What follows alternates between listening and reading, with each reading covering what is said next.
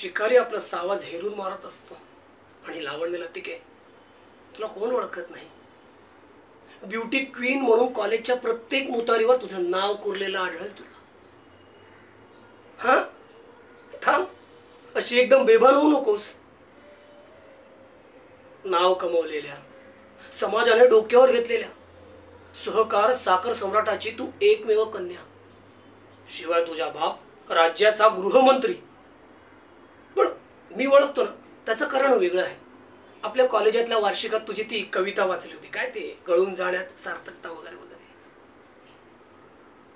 पण तुझ्या माहितीसाठी सांगतो तुला की आपल्या देशातील लोकसंख्येतील 50% स्त्रिया या भारतीय संस्कृतीपुढे मान खाली घालून चालणाऱ्या मेंढ्या आहेत.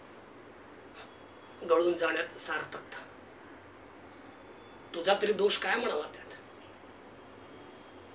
आपल्या देशाचं मनच झालं मनूच्या अवलादीचं, तर तू तरी काय करणार?